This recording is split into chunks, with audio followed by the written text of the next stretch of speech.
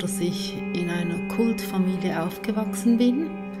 Das heißt, meine Kulteltern waren Satanisten, so auch meine Großeltern beidseits und auch gewisse andere Leute, die in meiner Verwandtschaft waren.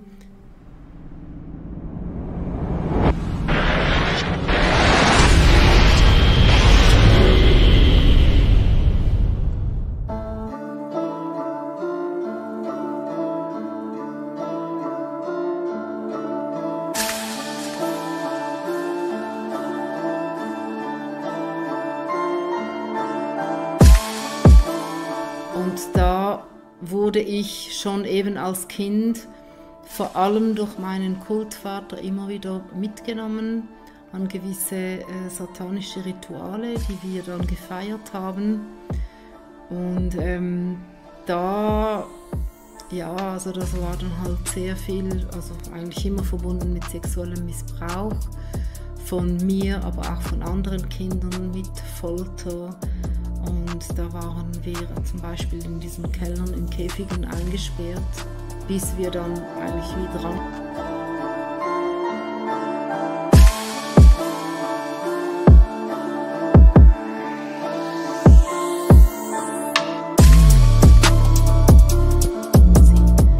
Wo diese Kultleute auch Satan angebetet haben und so auch Geister oder Dämonen gerufen haben. Und da haben sie dann eben auch manchmal eben ihren Gott, den sie Satan nannten, auch Opfer gebracht und eben auch mal in Form von einem Kind, einem Baby oder einer erwachsenen Person. Ja, da habe ich auch so die ersten Erfahrungen mit Kannibalismus gemacht, zum Beispiel. Also die erste Erinnerung, da muss ich ungefähr 9 oder 10 gewesen sein.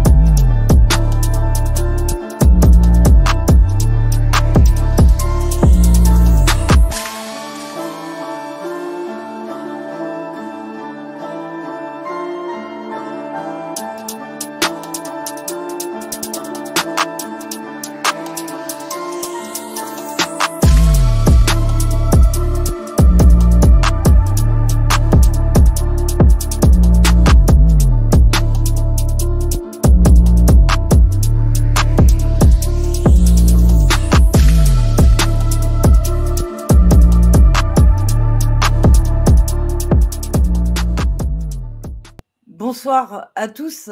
Bonsoir Chantal. Tu m'entends, Chantal? Bonsoir. Alors, on est avec vous ce soir pour présenter le livre et le témoignage de Chantal Frey, qui a publié donc il y a un peu plus d'1 an en allemand et en décembre en français, son livre Satanisme et violence ritualisée, une survivante parle, qui est un témoignage que je trouve très rare, enfin en français en tout cas c'est certain, et même en Europe, qui nous explique de l'intérieur son vécu en tant qu'enfant, puis adolescente, puis adulte, qui a été coincé, on va dire, dans un réseau qui pratiquait à la fois la pédocriminalité, le satanisme, les pratiques de contrôle mental et d'expérience, a priori aussi. Donc, elle a mis pas mal de temps avant de comprendre ce qui lui était arrivé, parce qu'elle a été sujette au déni, à l'oubli, suite au traitement qu'elle a connu. Et c'est vers la quarantaine seulement qu'elle a commencé à réunir les pièces du puzzle. On va parler de ce livre qui est donc très important. C'est un récit qui est sur celui d'une enfance dans un milieu qui est complètement démentiel. Pour les gens comme nous, c'est inimaginable de pratiquer ça sur les enfants, tout en cachant ça parfaitement au voisinage d'ailleurs. C'est un monde où les valeurs sont complètement inversées en coulisses, mais de gens qui savent maintenir une apparence de normalité. Et si on était, nous, leurs voisins, il y a de grandes chances qu'on n'ait rien vu. On comprend, Chantal, que ton parcours a certainement été tracé dès la naissance, ou même avant. On t'a pris à tes parents biologiques à l'âge de 4 ans, et tu as été amenée en Suisse, où on t'a dit que tes parents étaient un couple qui appartenait à cette secte. Un culte satanique, mais qui avait en fait une devanture de culte chrétien catholique, enfin chrétien classique, hein, mais un peu sectaire quand même, hein, avec cette affiliation à une espèce de secte qui s'appelle les Enfants du Soleil, hein, les adorateurs du Soleil dont tu parles. Ouais. Et tu expliques comment tu as été habituée à subir des violences de tous ordres, des tortures physiques et psychologiques, dans le cadre d'une sorte de conditionnement, une programmation, dont l'objectif était d'utiliser le traumatisme pour que tu te dissocies, que de nouvelles personnalités soient créées dans ton esprit. Et ensuite, il manipulait ces personnalités dissociées pour y mettre ce qu'il voulait. Donc ça pouvait être, de toute façon, c'était utilitaire. Il fallait que ce soit utile pour le réseau. Donc ça pouvait être d'abord la petite fille qui se tait, qui apprend le silence. Apparemment, c'est quand même la première des programmations, et c'est vrai que ça revient dans ce que disent beaucoup de survivants. Ça peut être la petite fille qui assiste au rituel, qui subit les violences, puis qui y participe, et ainsi de suite, jusqu'à l'âge adulte, où on peut demander des missions. On en entend certains parler de missions pour tuer, de missions de courrier, voilà, tu nous parleras de ça tout à l'heure aussi. Et donc, tu expliques ce parcours dans le réseau qui a duré longtemps. Et on va revenir sur la partie de ta sortie aussi de ce réseau-là.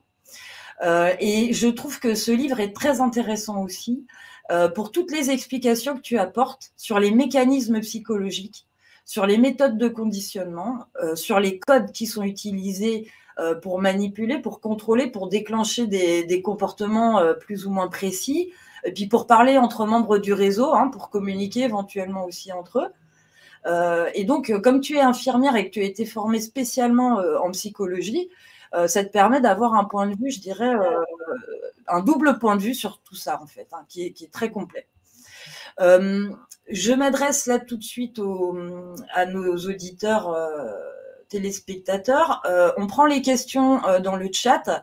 Et s'il y a des questions auxquelles on n'a pas répondu, on verra ça à la fin. Alors, bonjour Chantal, et merci d'être ici ce soir. Oui, bonjour, merci à vous tous aussi, aux auditeurs aussi. Et voilà, je suis très contente que je puisse parler non seulement de mon parcours, mais je parle surtout aussi pour toutes les personnes, pour tous les enfants qui sont encore coincés dans ces réseaux et qui aujourd'hui, en ce moment même, n'ont pas de voix. Voilà. Et on comprend qu'ils sont probablement nombreux. Oui, ils sont nombreux, ils sont vraiment beaucoup plus nombreux qu'on aimerait le savoir. Et je trouve très important qu'on en parle ce soir. Exactement. Alors, je vais te proposer qu'on commence les questions. On en a balayé quelques-unes. Je ne sais pas si on aura le temps de toutes les faire aujourd'hui, parce qu'il y en a beaucoup et il y en a plein d'autres qu'on aura au fil de la discussion. Mais on va tenter quand même de voir à peu près tout, l'essentiel aujourd'hui. Je voulais d'abord quand même savoir pourquoi tu as fait la démarche de ce livre, pourquoi tu as décidé de parler et finalement de t'exposer. Et je le dis alors que moi, je suis obligée encore de me cacher. Toi, tu le fais à visage découvert. C'est hyper courageux, c'est même, c'est courageux. Et est-ce que c'est aussi peut-être une protection? Quelle est ta démarche, en fait, pour être ici devant nous aujourd'hui? Alors, je n'ai pas toujours parlé à visage découvert. Hein. Mon livre, je l'ai fait sortir en allemand il y a 2 ans en arrière. Donc, ça ne fait pas seulement un an, ça fait 2 ans. Et au départ, quand j'ai eu des interviews, ce n'était pas à visage découvert. Parce qu'effectivement, il fallait que je me protège un peu voir comment est-ce que le réseau allait réagir. Et c'est seulement maintenant, depuis quelques petits mois, que je me montre. Alors, voilà, tu me demandes pourquoi j'ai décidé de parler. C'est que au moment où j'ai pris conscience de ce qui m'était arrivé, pour moi, c'était tout à fait clair qu'il fallait que j'en parle parce que ce sont des informations que j'ai que d'autres personnes n'ont pas. Et mon but dans tout ça, c'est que j'espère vraiment que le savoir que j'ai par rapport à ces réseaux, que je n'ai pas cherché, hein, donc voilà, c'est parce que ça m'est arrivé que mon savoir, je puisse le partager avec d'autres personnes afin de protéger les personnes et notamment les enfants qui sont encore dans ces réseaux. Parce que vraiment, comme on disait avant, il y en a beaucoup. Et pourquoi je le fais en public? Il y a plusieurs raisons, mais une des raisons, c'est que les tentatives, que ce soit de moi ou que ce soit d'autres survivants, pour aller en parler en justice ou pour aller en parler aux autorités, ou même pour avoir essayé d'avoir de l'aide de certains centres d'aide aux victimes, toutes ces tentatives ont échoué. Donc, finalement, il me reste quoi si vraiment je veux en parler pour essayer de protéger ceux qui sont encore coincés là-dedans? Eh bien, le prochain pas, c'est le public. Oui, en fait, tu as épuisé les alternatives, on va dire, les plus logiques et les plus institutionnelles. Voilà, exactement. Je ne veux pas dire, j'ai par exemple pas été à tous les centres d'aide pour les victimes, bien entendu que non. Voilà, mais et je ne veux pas non plus dire que tous les centres ne pouvaient pas aider à ce moment-là, mais ceux que moi j'ai été voir, eh ben, ceux-là n'ont pas pu m'aider. La justice n'a pas pu m'aider, donc voilà, finalement, je me suis décidée à faire ce pas pour parler. D'accord. L'opinion publique, finalement, le dernier levier, quoi. Voilà, exactement. On espère que ça va réagir. Moi, j'ai quand même l'impression que bon, ça avance. On en reparlera peut-être. Oui. Alors, c'est un livre qui parle donc de violences ritualisées, comme tu dis dans le livre. C'est-à-dire que c'est des violences qui sont organisées, scénarisées, qui a tout un réseau autour pour les organiser, puis pour choisir les enfants, pour les préparer, pour inviter tout le monde, pour coincer les gens, évidemment. Enfin, et tout ça, c'est des actes criminels, c'est des viols, c'est des meurtres. On parle aussi de trafic sexuel d'enfants, de corruption. Les enfants et même les adultes sont dans un état de terreur permanent, en fait, dans ces réseaux-là. Je vais renvoyer les gens vers ton livre pour plus de détails. Mais concernant ton vécu à toi en tant qu'enfant, dans ce milieu qui semblerait totalement dingue pour les gens entre guillemets normaux, qui ont vécu hors de ça, est-ce que tu peux nous dire comment tu vivais ça avec tes yeux d'enfant, comment tu percevais cet environnement et puis peut-être nous expliquer en même temps à quoi servent ces violences rituelles. Voilà, est-ce qu'il y a une utilité?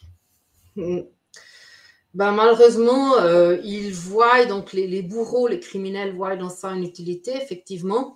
Mais je vais peut-être commencer comment est-ce que moi je menais ma vie en tant qu'enfant. Ouais, merci. Donc, en fait, je menais une double vie dans un monde, au premier abord, qui était tout à fait normal.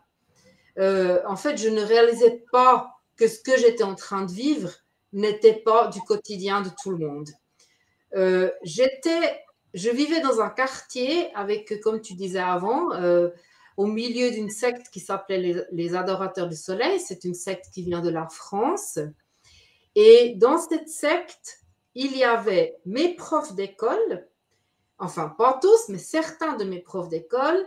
Il y avait mes profs de musique, il y avait certains de mes petits copains avec lesquels je jouais dans le quartier. Il y avait les parents de mes petits copains et il y avait des voisins qui étaient abusifs aussi. J'en parle aussi dans mon livre. Donc, par exemple, il y a un des voisins qui habitait au-dessus.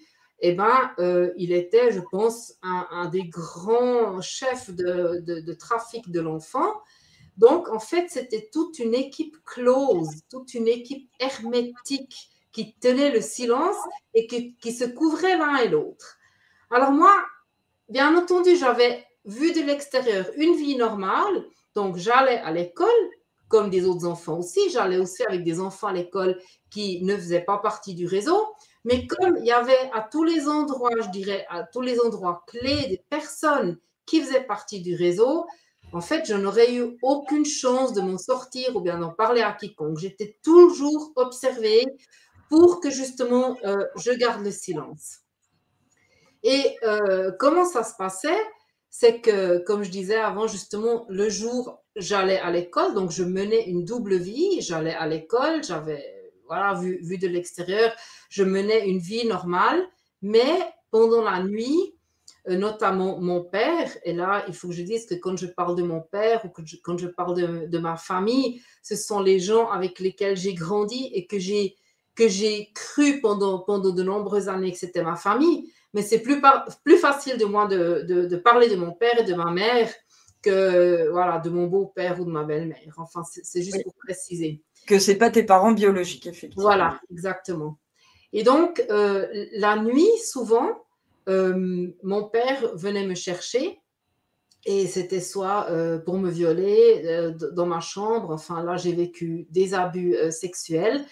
Mais j'ai aussi vécu qu'il est venu me sortir de ma chambre et nous sommes partis et il m'a amené à des rituels sataniques. Sataniques, c'était vraiment des rituels où les gens étaient habillés avec des capes noires, avec des manteaux noirs. Il y en a la plupart du temps, ils étaient masqués et ils fêtaient une sorte de culte où il y avait des chants pour louer leur dieu, Satan, et où ils invoquaient aussi des esprits. Et en même temps, justement, il y avait quelques enfants qu'on était en bas dans une cave, dans une petite cave, attachés à des chaînes ou bien dans des cages. Et voilà, on attendait que les gens... Pour toi, c'était normal. Enfin, tu ne te disais pas, ils sont dingues, qu'est-ce qu'ils font? Pour moi, c'était normal, mais je dois dire que justement, c'était à quelque part très refoulé dans ma mémoire parce que c'était tellement traumatique que pendant la journée, je n'y pensais pas. Je dis toujours, j'avais ces souvenirs en moi, mais j'en étais pas consciente. Donc, je menais cette double vie du jour et de la nuit, et je le savais, mais j'en étais pas consciente. Voilà. Et avant, tu m'as demandé à quoi ça sert. Alors moi, je pense que justement, ça sert à créer des esclaves, pas seulement des esclaves de sexe, mais des esclaves pour faire la pornographie de la petite enfance, pour faire des esclaves du trafic d'enfants et des êtres humains, pour faire des esclaves qui servent à faire le trafic d'armes. Et comment ça sert? C'est-à-dire, les violences ritualisées ou rituelles, ça sert à coincer les gens dans un système, c'est ça ou ça sert à... Non, justement, je voulais justement en parler après. Ça, c'est un des points, mais ça sert en tout premier, d'après moi, ça sert vraiment à avoir des esclaves pour servir à leur système. D'accord. Donc, c'est une sorte de mafia qui est organisée là. Et quand on a des personnes, des enfants aussi notamment, qui sont traumatisés tout au long de leur vie, donc c'est parce que c'est quelque chose de répétitif, alors ce sont des personnes après qu'on peut bien manipuler. Parce que les personnes traumatisées, elles ont besoin d'orientation parce qu'il y a tout qui est diffus. Et l'orientation, ensuite, elle est donnée par les criminels. Et voilà, ils ont besoin, en fait, d'esclaves. Et pour faire quoi? Eh bien oui, ça c'est la grande... Pour les trafics et pour tout ce qu'ils ont à faire, en fait, comme business, la politique, d'accord. Oui, voilà. Alors, je vais passer à ma question suivante qui touche plutôt à la mémoire parce que donc, tu cites pas mal de lieux, donc tu as mis aussi les noms de protagonistes en sécurité que tu donnes dans des interviews. Oui. En France, j'espère qu'on pourra bientôt les citer. Il y a du monde qui y travaille en tout cas. Aujourd'hui, tes souvenirs semblent assez précis, mais t'expliques que ça n'a pas toujours été le cas. En fait, les gens du réseau pouvaient déclencher une dissociation pour te faire faire quelque chose. Et comme tu viens de le dire, quand tu étais déjà petite, tu t'en rappelais pas le lendemain, quoi, une fois que tu avais terminé ça. Mais pourtant, tous tes souvenirs étaient là quelque part. D'ailleurs, tu as pu en reconnecter une partie. Est-ce que tu peux nous expliquer ce processus de mémoire? Comment on arrive à vous faire oublier des choses aussi énormes, en fait, et même que vous ayez oublié, que toi en particulier, par exemple, tu as oublié jusqu'à la quarantaine, hein, la plupart de ce qui t'était arrivé. Oui, oui. Enfin, disons, quand j'ai eu la quarantaine, j'ai réalisé, quoi. Donc, j'ai pu mettre les pièces de puzzle ensemble. Oui. Alors oui, je veux bien expliquer, ça me prend un petit peu de temps. Alors, justement, tu disais que les criminels peuvent provoquer une dissociation. En fait, je trouve que c'est pas tout à fait vrai, mais ce qu'ils font, c'est ils provoquent des traumas qui ensuite provoquent des dissociations. Et ça, ils le savent, parce que la dissociation, c'est quelque chose qu'on a tous en nous. Hein. On connaît ça, par exemple, les personnes qui ont un accident de voiture, et au moment de l'accident, parce que c'est tellement traumatique, parce que l'âme ne peut pas gérer ce trauma et toutes ces souffrances, alors il y a la dissociation. Et cette dissociation, en fait, ça sert à survivre. C'est un mode de survie qu'on a tous en nous. Et les bourreaux, ils le savent, bien entendu. Donc, avec les traumas répétitifs qu'ils font toujours et toujours et toujours encore, ils déclenchent une dissociation qui amène les victimes à être traumatisées. Et une fois que la victime est dissociée et que c'est répétitif, ce n'est pas seulement le fait ou bien le trauma qui est dissocié, mais ce sont des personnalités qui se dissocient. Je crois qu'on en parle encore un petit peu après. Donc là, je vais rester maintenant comment ça fonctionne dans la mémoire. Au niveau de la mémoire, c'est important parce qu'aujourd'hui, je suis en contact avec des gens qui commencent à recoller des bouts. Et on aimerait bien comprendre comment ça disparaît et comment ça revient, en fait. Donc, en fait, d'après ce que j'ai compris et que j'ai fait quelques petites recherches, quand on a une émotion qui est trop forte pour être maîtrisée sur le moment et qu'elle nous arrive dessus, ça va dans une partie du cerveau qui s'appelle l'amygdale.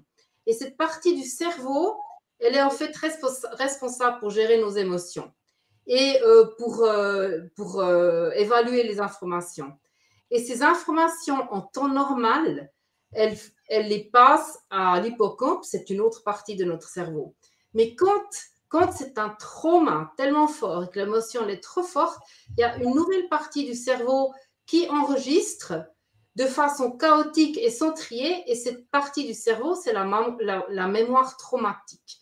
Donc, toutes ces choses sont comme, c'est comme une grande corbeille, et toutes ces... C'est pêle-mêle, tout mélangé, quoi. Voilà, exactement. Okay. Et c'est un mode de survie, parce qu'il y a trop, on ne peut pas gérer, on ne peut pas faire le tri.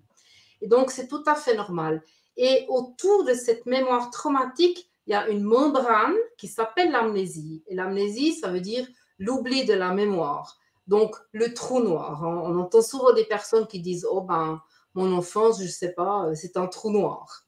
Et c'est ça, c'est l'amnésie qui garde cette mémoire traumatique, cette corbeille où il y a tout dedans. Et ensuite, plus tard, quand on grandit, il y a de temps en temps, justement, l'amnésie commence un peu à se dissolver ou bien à s'émétir, on pourrait dire, et il y a des flashbacks qui remontent. Et ça, c'est ce que les gens, après, ils disent « Ah, moi, j'ai des mémoires un peu bizarres, je ne sais pas ce que c'est. » Et ça, c'est s'il n'y a plus de programmation pendant un temps ou ça peut revenir malgré qu'elle ait réactivé cette programmation? Oui, ça peut venir en même temps. Ça peut venir, par exemple, quand il y a un déclencheur de l'extérieur, mais effectivement, ça peut aussi venir quand il y a un moment disons, de répit ou de pause dans la vie, où il y a peut-être plus tous ces rituels. Voilà, il y a plusieurs déclencheurs et ces flashbacks, ça peut revenir à des moments, mais on ne s'y attend pas. Et ce qui est important de dire, et c'est vraiment, j'aimerais vraiment adresser ça aux personnes qui ont des mémoires comme ça, ces mémoires ne sont pas seulement en forme d'image qu'on a tout d'un coup à l'intérieur, une image bizarre, ça peut aussi remonter en forme de douleur ou en forme d'émotion. Par exemple, je ne sais pas, je suis dans un magasin, je suis en train d'acheter des fruits et tout d'un coup, j'ai une peur, une panique horrible qui s'empare de moi. Et ça n'a rien à voir avec le fait que je suis maintenant dans le magasin en train d'acheter les pommes. Mais ça peut avoir justement avec une mémoire traumatique, à un moment donné où dans ma vie, j'avais eu cette peur et que je n'ai pas pu la gérer jusqu'à présent. Et que à ce moment-là, on ne sait pas pourquoi, un déclencheur ou quelque chose, cette peur remonte. Et c'est aussi une mémoire. C'est pour ça qu'avant, je disais que c'était complètement désordonné. Donc, c'est ça. Voilà, ça remonte aussi comme ça a été mis dans cette mémoire traumatique. D'accord. Des sensations, des images, ouais, d'accord. Ouais, ouais. Et ce qui est intéressant, et ça, je ne peux pas l'expliquer, il faudrait demander à un médecin qui s'y connaît. Ce qui est intéressant, c'est que beaucoup, enfin, certains survivants d'abus rituels, autour des 30 ans, ils ont leur première mémoire. Et c'est ce qui m'est arrivé aussi. Donc, après la quarantaine, j'ai compris ce qui m'était arrivé parce que j'ai réussi à mettre les parties du puzzle ensemble.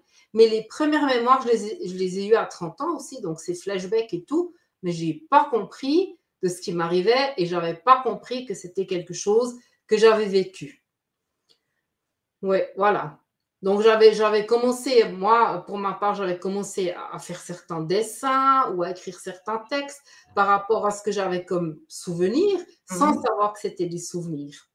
Ah, d'accord. Pour toi, c'était des cauchemars, des rêves ou des délires? J'ai eu des cauchemars, mais j'ai aussi eu justement des flashbacks. Ça s'appelle des flashbacks. Ça veut dire, c'est comme comme un moment, une image comme dans un écran, tac, on voit 2-3 secondes, on voit quelque chose, et je me voyais par exemple dans une cage ou comme ça, mais je ne savais pas du tout. Je ne savais pas du tout d'où ça provenait, j'avais pas de relation, absolument, j'arrivais pas à m'expliquer ça, parce que j'avais pas tout le souvenir, j'avais juste ce flash, juste cette image. Mais tu savais que c'était des souvenirs qui venaient de ta mémoire? Tu étais sûre que c'était des choses que tu avais vécues ou pas dès le début? Non, au début pas. Au début, pas. Non, ça, c'est venu plus tard. Quand j'ai réussi à rassembler tous ces… En fait, c'est comme des petites parties de puzzle. Alors là, on a une petite pièce de puzzle, et là, on en a une, et là, on en a une, et c'est complètement méli-mélo. Et tout d'un coup, on remarque comme, attends, alors là, j'en ai déjà 30. Je pourrais une fois essayer de les rassembler. Et ensuite, j'en ai peut-être 50, et ça commence à donner une image. C'est un petit peu comme ça qu'on peut s'expliquer. Et avec le temps, j'avais cette image. Et que j'ai réalisé, oh, mais c'était pas seulement un rêve, c'était une mémoire d'un vécu que j'avais eu. D'accord. Est-ce que sur la mémoire, tu veux ajouter quelque chose ou peut-être qu'on aura de toute façon le temps d'y revenir? On aura sûrement le temps d'y revenir. Et alors, je veux bien répondre aux questions après. Ok. Je voulais aborder un peu le rôle de Mother of Darkness. Donc, on va arriver un peu là maintenant dans ton parcours dans ce réseau-là. Hein. On va peut-être en reparler un peu plus en détail de ce qui t'est arrivé enfant, adolescente. Mais en gros, tu expliques que dans ce réseau-là, tu as passé des tests, des étapes, hein, des évaluations et qui étaient aussi basées sur le trauma, mais aussi des fois sur tes capacités, hein, pour confirmer tes compétences pour subir des choses ou pour réaliser des actes spécifiques. Et donc, apparemment, tu es destiné à avoir une position appelée Mother of Darkness, qui est quand même une position assez élevée dans le réseau. Et il y avait tout un processus de formation, entre guillemets, hein, de programmation, de conditionnement que tu as subi avant ça pour occuper ce rôle. Est-ce que tu peux nous expliquer un petit peu de quoi il s'agissait, ce que c'était que ce rôle-là, ce que tu en sais toi en tout cas, Et en quoi ça a consisté, ta préparation, en fait? Comment est-ce qu'ils ont fait en sorte que pour toi, ce soit logique d'en arriver là? Et peut-être nous dire pourquoi, finalement, ça ne s'est pas passé tout à fait comme prévu. Oui, alors c'était... oui, justement, c'était un rôle qu'ils avaient prévu pour moi. Après que j'ai passé une sorte d'examen, donc les examens, c'était toujours à leurs yeux. Les examens, c'était toujours pour arriver à un niveau plus élevé dans le système, dans le réseau, pour avoir plus de responsabilités. C'était comme une sorte de formation qu'ils avaient décidé de me donner dans ce réseau. Ils avaient décidé de faire de moi une Mother of Darkness. C'était... je pense que c'était vraiment basé aussi sur les préférences que j'avais, parce que je me souviens, par exemple, toute petite déjà, je voulais absolument, je savais déjà, oh, une fois j'aimerais bien être mère de famille. Ah oui, peut-être qu'il faut que j'explique, parce que Mother of Darkness, ça veut dire la mère des ténèbres, la mère des ténèbres. Donc, ils savaient qu'un jour j'aimerais bien être mère, et j'aimais beaucoup les enfants. Aussi adolescente et tout. Et donc, en fait, sur les préférences que j'avais, et je vois ça, qu'ils font ça avec tous les enfants, ce n'était pas seulement avec moi. Ils regardent les préférences pour ensuite les abuser, donc pour s'en servir des préférences, parce que les préférences qu'on a, ce sont aussi des dons qu'on a à quelque part. Donc, ils utilisent ça pour s'en servir. Et ils avaient décidé, après un examen, où justement j'avais survécu à une chasse aux enfants notamment, de me donner cette formation de Mother of Darkness. Et mon rôle là-dedans, tel que je l'ai compris, c'était justement m'occuper des enfants. Alors, je devais m'occuper des enfants qui étaient emprisonnés dans le réseau, c'est-à-dire que d'un côté, je devais leur apprendre ce que moi, j'avais aussi dû apprendre, ce que moi, je devais subir, c'est-à-dire l'abus, c'est-à-dire les préparer pour être des esclaves sexuels. Donc, j'ai dû les préparer à subir l'abus.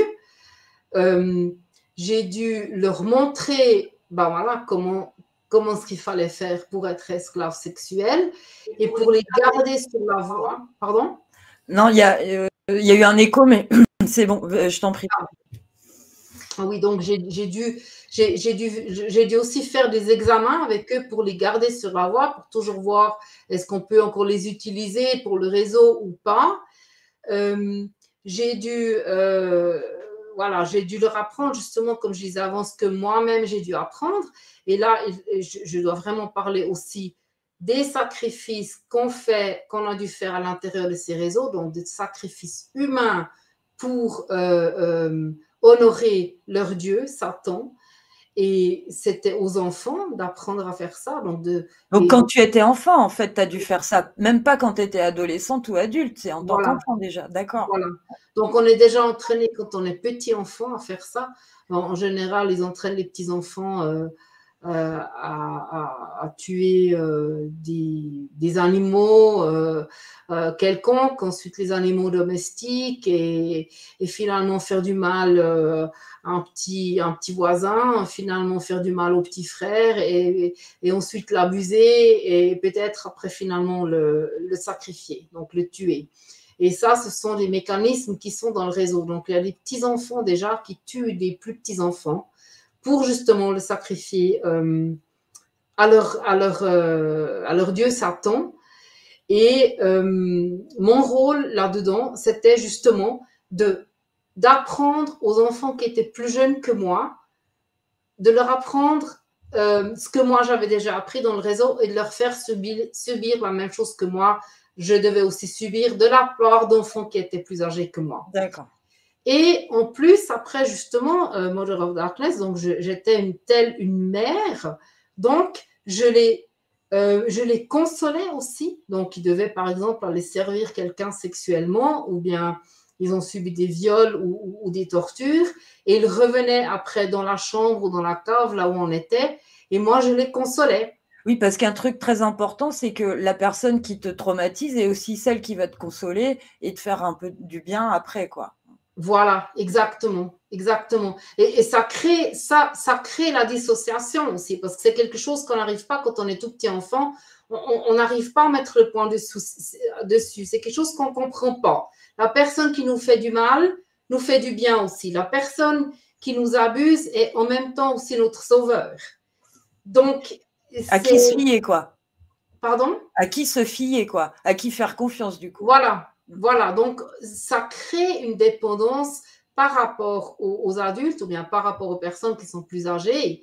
Parce que, voilà, on est coincé. On est coincé dans ce réseau. Donc, en fait, les enfants qui étaient plus petits que moi, ils étaient coincés par rapport à moi. Ils étaient emprisonnés par moi. Et moi, j'étais emprisonnée par rapport à des personnes plus âgées que moi. D'accord. Tout le monde est le gardien de tout le monde, quoi. Ouais. Voilà, voilà. Et c'est là, après, justement, ils ont toujours des preuves. Donc, ces choses, en général, c'est filmé, il y a des photos, c'est pris par caméra. Donc, les personnes impliquées dans ce réseau, il y a toujours des preuves qui sont à quelque part. Donc, c'est très, très, très difficile après d'en sortir parce qu'on sait qu'il y a des preuves, on sait qu'il y a des photos, on sait qu'il y a des films. Oui, après, quand on est pris là-dedans enfant, c'est différent, quoi. Hein, Ouais. Et donc, Mother of Darkness, donc c'était ça la préparation. Et t'explique que quand même, c'était un espèce de grade. C'était dans la hiérarchie de quoi? Des Illuminati. C'était Illuminati, cette bande-là? Voilà. Donc, du côté des femmes, il y a 6 grades différents et du côté des hommes, il y en a 7. Enfin, c'est ce que j'ai après retrouvé. D'ailleurs, oui, on ne t'a pas expliqué comme ça, oui. Voilà, quand j'ai fait des recherches, parce que moi-même, on ne m'a jamais dit, ah ben alors écoute, maintenant on va te faire le 3e grade du côté des Illuminati, mais c'est ce que j'ai retrouvé d'après mes recherches. C'est ça, oui. Et sans forcément rentrer dans les détails, mais il y avait une cérémonie d'intronisation, de passage au statut de Mother of Darkness, et ça s'est passé, on va dire, dans un contexte qui n'était pas familial, hein, c'était grandiose même. Est-ce que tu peux nous en dire quelques mots?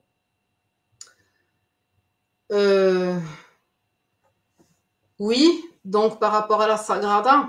Ouais, c'est ça. Expliquer quand même que là, du coup, on est passé du réseau familial à quelque chose qui était de dimension internationale quand même, à ce niveau-là. Et là, tu avais 16 ans, 15 ans. 16 ans. J'avais 16 ans, oui. Ouais. Donc, en fait, voilà, j'ai grandi dans ce réseau familial. Donc, pour moi, c'était comme un petit nid. Donc, où j'ai été éduquée, où j'ai passé mon enfance. Et dans ce réseau, il y avait certaines personnes, enfin, je suppose que ça s'est passé comme ça, qui étaient connectées avec des réseaux au niveau international. Et parce que, pourquoi est-ce que je dis ça? Parce que j'ai eu des personnes qui m'ont loué ou bien que j'ai été vendue à des personnes en dehors de la Suisse, en dehors de mon cercle familial qui m'abusait ou bien mon cercle de voisins ou de profs, comme je disais avant. J'ai été emmenée dans d'autres pays. J'ai été emmenée en Belgique, en Angleterre, en France, en Amérique notamment. Et là, justement, j'ai rencontré après des personnes de l'élite, donc des personnes très connues, des personnes qu'on voit encore aujourd'hui à la télé, qu'on connaît de la politique, qu'on connaît du show business. Oui, voilà, exactement, des acteurs, des actrices, etc. Et là, donc, c'était le réseau international. Et il y avait justement un culte satanique que j'ai dû vivre. C'était à Barcelone, justement dans la Sagrada Familia. Donc, c'est la même, enfin, il n'y en a qu'une, de toute façon, c'est là où les gens, la journée, viennent visiter par milliers, et où la nuit, ils font ce genre de trucs, et ça passe tranquille, quoi. Oui, alors je ne peux pas dire que la nuit, ils font toujours ce genre de trucs. Non, mais c'est arrivé la nuit, je suppose, ton truc. Enfin, oui. J'espère qu'ils ne l'ont pas fait en un jour. Oui, mais je peux pas dire si aujourd'hui ça se fait toujours. Ah oui, d'accord, oui, s'ils le font encore. Oui. Voilà, mais moi, je l'ai vécu là-bas Et voilà, c'est clos. Il faut oser quand même. Vu du point de vue d'un citoyen lambda, on se dit quand même. Oui, mais bon, c'est facile, disons, pour, je sais pas, une reine, anciennement une reine d'Angleterre, par exemple, de louer ou bien de réserver la Sagrada Familia, ou bien pour le roi de l'Espagne, comme ça, c'est tout simple. Hein. S'il y en a un qui dit, bon, bah, alors j'aimerais louer, et puis c'est privé, ben voilà, ben, ils vont tout faire pour que ce soit clos. Et ensuite, à l'extérieur, bon, là, je ne me souviens pas, mais je me souviens des autres châteaux à l'extérieur où il y avait la police qui protégeait, qui sécurisait donc ces rencontres. Et je suis persuadée qu'il y en a certains qui ne savaient pas ce qui s'est passé à l'intérieur, mais leur boulot, leur travail, c'était de donner la sécurité pour les personnes justement connues et haut placées dans cette élite. Ah d'accord, donc c'est un peu un bon indice quand même si on voit ce genre de cirque là qui débarque dans un château, faut un peu se poser des questions quoi. Oui, en tout cas moi je me pose des questions quand d'accord. Quelque chose comme ça, oui. Ok. Alors on va parler vite fait ou pas d'ailleurs de la phase sortie du réseau qui est très intéressante dans ton livre. Je renvoie les gens vers le livre pour avoir les détails et pour bien comprendre comment ça a pu se passer. Mais je voulais quand même savoir un petit peu. Bon, tu racontes les étapes que tu as passées. Tu dis que c'était quand même un milieu satanique parfaitement organisé. Hein. Donc, ça a été un long processus entre les premiers souvenirs, la prise de conscience que le milieu est pervers, destructeur, pas normal, et le moment où tu as pu te sentir en sécurité, il y a eu un chemin qui a été fait. Le réseau, en plus, t'a pas lâché comme ça. Hein, ils ont essayé pendant longtemps de garder des liens avec toi, de te ramener vers eux, d'amener des gens vers toi. Il y a aussi eu une période où tu pensais en être sorti, mais c'était pas encore complètement le cas. Voilà. Est-ce que tu peux nous dire un petit peu là comment ça s'est passé et en s'adressant un peu peut-être spécifiquement aux gens qui sont encore dedans Donc, comment ça s'est passé pour m'en sortir? C'est ça la question. Ouais, ce cheminement-là, qu'est-ce que t'en dirais? Donc, voilà. C'est clair que ce que je dis maintenant, c'est très courtement, mais comme tu disais, c'est vraiment un long processus. Et maintenant, voilà, je dis quelques phrases là-dessus. Voilà, je trouve ça parfois très difficile de réduire tout ça à quelques phrases. On va être clair, hein, on ne peut pas le réduire, c'est vraiment, il y a plein d'étapes différentes, on sent qu'il y a plein de sentiments, qu'il faut lutter contre soi, qu'il faut trouver de l'aide, c'est des années de lutte. Et c'est pas donné en plus à tout le monde de réussir à en sortir et à en parler et à avoir un peu de recul sur tout ce qui s'est passé. Mais à la limite, aujourd'hui, voilà, qu'est-ce que tu en dirais de ce parcours, même si c'est rapide, quoi. Alors, en fait, j'ai réussi à m'en sortir, je dirais, à cause de deux choses qui sont très, très, très importantes. Et d'après moi, je pense que si ces deux choses, on ne peut pas les faire, on n'arrivera pas à s'en sortir. La première chose, c'est la sortie extérieure, bien entendu. Ça veut dire que j'ai quitté toutes les personnes qui faisaient partie du réseau, mais je dois dire que quand je suis partie, eh ben, je ne savais pas encore quelles personnes faisaient exactement partie du réseau et lesquelles pas. Donc, il y en avait plusieurs dont je n'étais pas certaine, mais il a fallu que je prenne du recul pour arriver à avoir mes souvenirs, pour savoir qui était dans mon entourage, quelles sont les personnes sûres, quelles sont les personnes incertaines, etc. Quelles sont les personnes aussi qui ont été abusées pour les informations, mais qui ne font pas explicitement partie du réseau, ou bien qui n'auraient jamais fait ce pas pour aller dans le réseau. Donc là, c'est tout un désordre à démêler.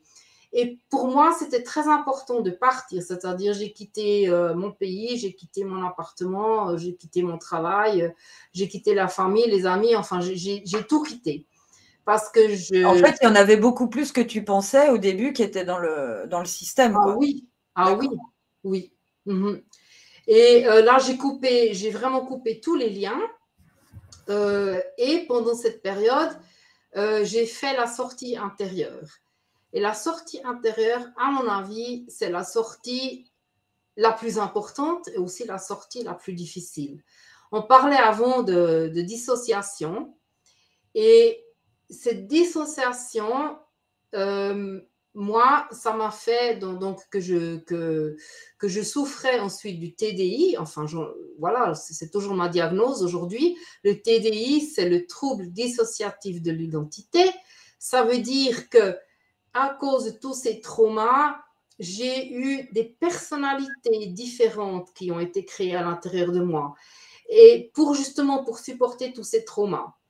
Un petit peu pour expliquer, si tu permets, c'est que peut-être pour des gens qui n'ont jamais entendu quelque chose, par exemple, j'étais la nuit, j'étais couchée dans mon lit, ensuite mon père entrait dans ma chambre et je savais déjà ce qui allait m'arriver dessus, donc que ce serait quelque chose de très douloureux, de très traumatique. Alors à ce moment-là, je quittais mon corps en quelque sorte, je partais.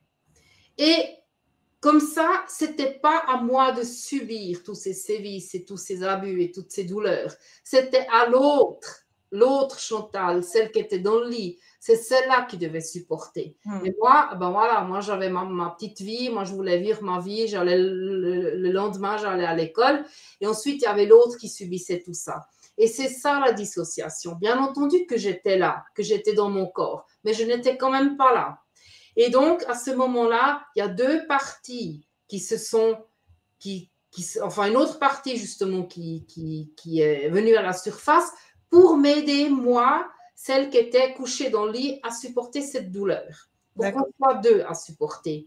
Et quand c'est quelque chose de répétitif, ça fait pas seulement l'élément, donc l'abus qui est dissocié, mais ça fait des parts de personnalité.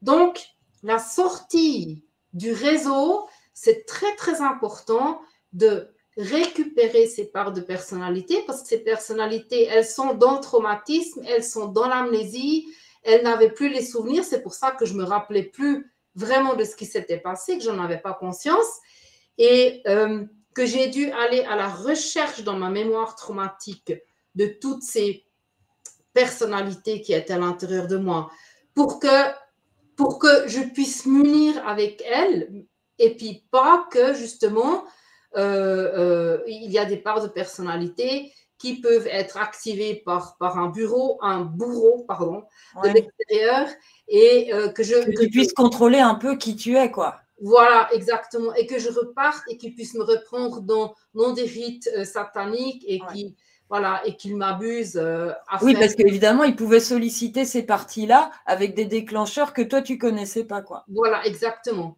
Et il faut apprendre ces déclencheurs. Ça, c'est très important parce que ces déclencheurs, ce sont les clés pour ces parts de personnalité. Et les clés, ce sont les bourreaux qui les ont. C'est pas nous, c'est pas les victimes. Et ça peut être quoi, par exemple, des déclencheurs? Oh ben moi, par exemple, c'était la note La.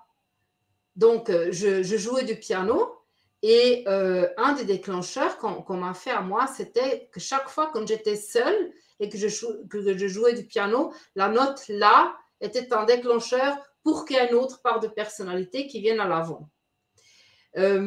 Ou bien, par exemple, c'était des phrases. Par exemple, une des phrases qui faisait sortir une autre personnalité, c'était, parce que dans le réseau, on m'appelait Liliane à l'époque, et on me disait, Liliane, allez, viens, on va s'asseoir sur le canapé.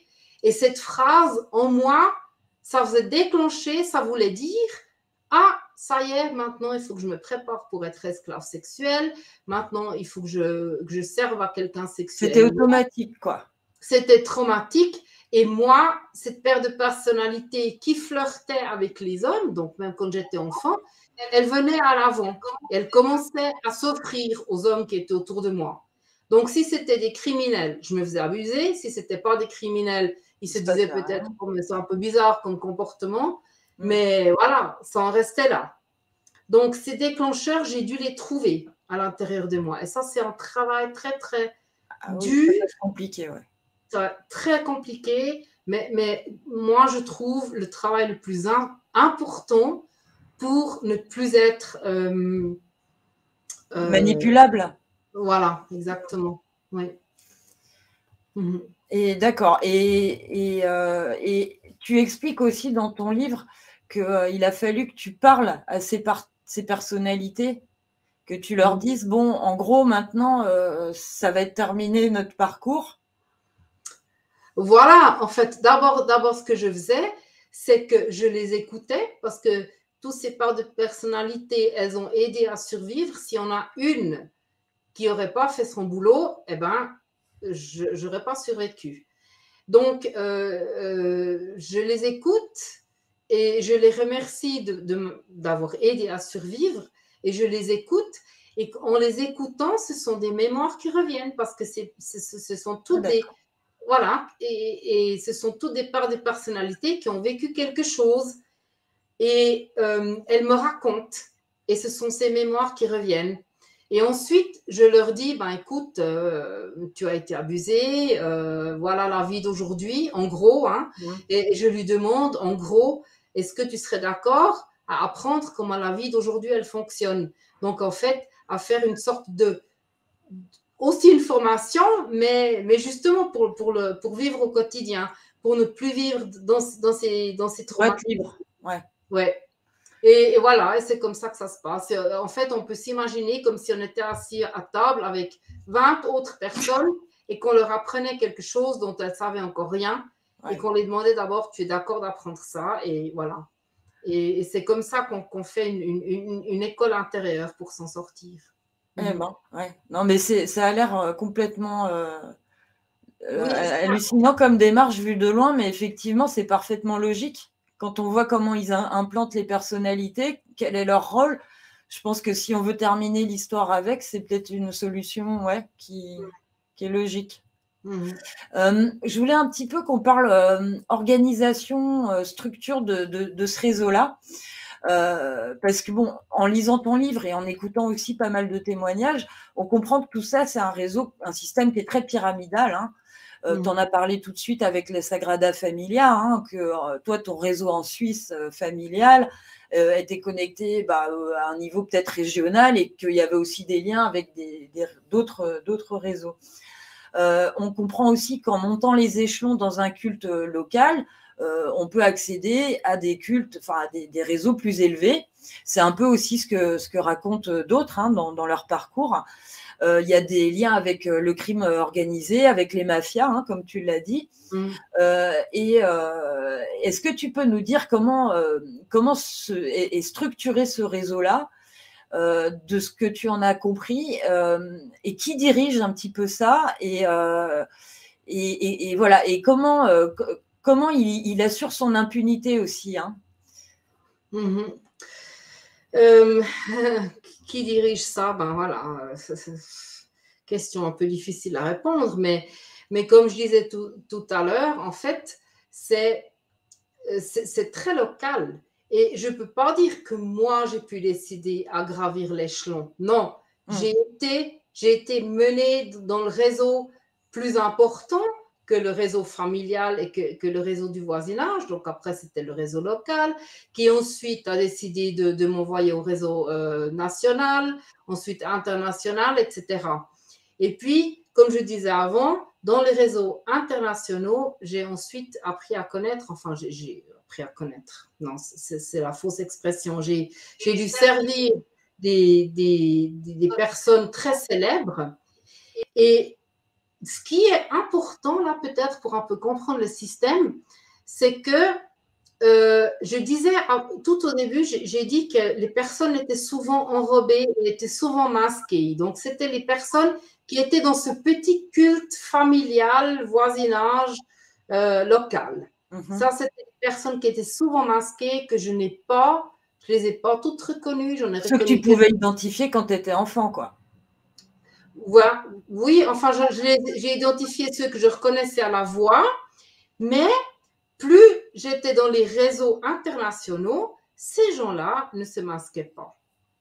Alors, ces gens-là ne se cachaient pas. Par exemple, à la Sagrada Familia, quand on en parlait avant, ces gens-là que j'ai rencontrés là-bas, des personnes très célèbres, ne se sont pas masqués et ils parlaient de choses politiques, de choses qu'ils avaient l'intention de faire, de choses qu'ils étaient en train d'organiser, et à découvert. Donc, j'entendais leurs conversations, et ils organisaient leurs activités criminelles, mais au grand jour presque pour moi. Et au niveau mondial, en fait, si on comprend bien. Au niveau mondial, oui.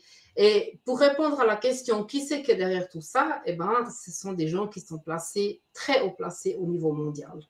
Parce que ce sont des gens auxquels on ne peut pas toucher. Tu as l'impression que les politiciens, c'est un petit peu des pions plus qu'autre chose? Oui, oui. Ce sont un petit peu des marionnettes qui sont manipulées par des personnes encore beaucoup plus haut placées. Et moi, je crois vraiment que les personnes qui sont tout en haut de cette pyramide, on ne les connaît pas. On ne sait pas leur nom. Et je pense aussi que je les ai rencontrés, je ne pense pas. Oui, parce que même Rockefeller, Rothschild, qui reviennent très souvent quand on parle un peu de ces réseaux-là, pour toi, c'est encore des sous-fifres. Enfin, c'est pas encore le haut de la hiérarchie. Voilà. Et justement, c'est un réseau qui est présent partout. Du coup, quand tu vas en justice, quand tu essayes même des fois d'aller voir les médias, bon, bah, ça coince. Toi, tu racontes que quand tu étais petite, il y a la police qui t'amenait sur place, c'est arrivé. Ouais. Est-ce que tu peux nous dire un petit peu les difficultés que tu as pu rencontrer dans tes démarches à cause de ce réseau, là où tu en es à peu près sûr, en fait, nous dire un peu comment ça a pu se passer, que les gens se rendent compte, quoi. Oui, alors, voilà, c'est très difficile. Moi, je dirais que les médias jouent vraiment un grand rôle dans tout ça. Parce que les médias, ils peuvent soit nous soutenir ou bien au contraire, justement, pas. Et ce qu'il en est de la violence ritualisée, les médias ne nous soutiennent pas. Au contraire, ils nous disent que ce sont des faux souvenirs, donc le satanic panic. Oui, ils reviennent avec la panique satanique en Suisse, j'ai vu ça, et en Allemagne. Et en Angleterre. Ça vient très fort de la Suisse, donc du côté suisse-allemand surtout. Et donc, voilà, donc c'est très, très, très difficile avec ces gens à l'arrière qui sont manipulés par les médias, donc cette masse de gens qui ne croient pas que ça existe. Et ensuite, on va, avec ces souvenirs, on va aller faire une déposition à la police. Et j'y suis allée il y a quelques années en arrière pour essayer de leur parler des souvenirs que j'avais déjà. Et là, je ne parle pas seulement de moi, je connais vraiment d'autres survivants aussi avec lesquels j'ai parlé, et c'est partout la même chose, ou bien des parents protecteurs qui essaient de sortir leurs enfants des réseaux. Il y a, la première chose, on va à la police. Ce qui m'est arrivé, c'est qu'on m'a dit « Oh, écoutez, madame, vous avec vos histoires. » Alors voilà, c'est déjà très difficile. Je savais déjà d'avance que… Oui, ils n'étaient pas prêts d'aller rechercher l'ADN dans les lieux que tu dénonçais, quoi. Non, absolument pas, absolument pas. Et c'est ce qu'on aurait besoin, c'est des personnes qu'on aurait besoin. Ensuite, il y a des dossiers qui tout d'un coup disparaissent. Donc moi aussi, j'ai eu des photos de blessures que j'avais et qui avaient été prises par un médecin. Tout d'un coup, ça disparaît. Les dossiers ne sont pas retrouvables. Des avocats, une des avocates qui avait vu le grand derrière tout ça, donc le réseau qui était derrière par rapport au vécu, ce que je racontais, tout d'un coup, elle est décédée.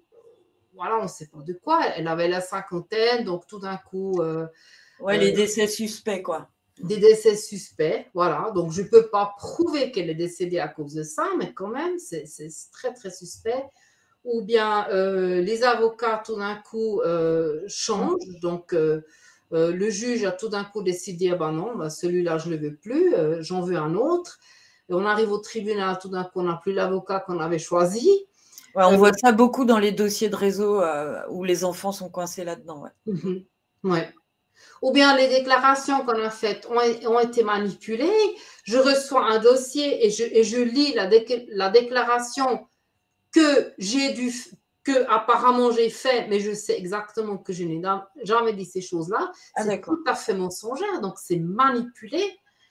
Des témoins décèdent, Et ce que j'ai vécu, mais bon, je ne l'ai pas vécu moi-même, ça c'est vraiment des témoins que, enfin, j'ai quand même parlé avec plusieurs personnes, des survivants qui ont été déclarés décédés, et jusqu'au moment, voilà, et après on va à la police, ou bien on va vers les autorités, on se présente et on m'attendait là, madame, vous êtes décédée, hein? Et cette personne a dit, non, mais je ne suis pas décédée, vous voyez, j'ai mon passeport et tout, je suis là. Ah, mais non, alors désolé, en tout cas, dans le système, vous êtes décédé. Bah ça montre qu'administrativement, ils font ce qu'ils veulent, quoi. Voilà. Ils ont tout, ils ont vraiment, ils ont tous les pouvoirs. Enfin, c'est ce qu'on a l'impression, qu'ils ont absolument tous les pouvoirs. On essaye d'aller contre, mais c'est très, très, très difficile. C'est vraiment très difficile. Et ensuite, on a toujours les gens, surtout les gens qui ne croient pas à notre vécu, qui disent « Ah, mais alors apportez-nous des preuves, apportez-nous des preuves. » Ben oui, je veux bien, mais j'ai besoin de personnes qui me soutiennent. Ouais. Ouais. Non, mais c'est vrai que là, à l'étape où on en est, je suis carrément d'accord. Il faut qu'on arrive à la phase de trouver des éléments de preuve, des faisceaux d'éléments qui permettent d'avoir des doutes sérieux et des présomptions sérieuses sur certaines personnes, et qu'on pousse la justice à enquêter, ou alors qu'on les prenne sur le fait, idéalement. Mais il va nous falloir des preuves. Et il y a beaucoup de lieux aujourd'hui qui ont été donnés.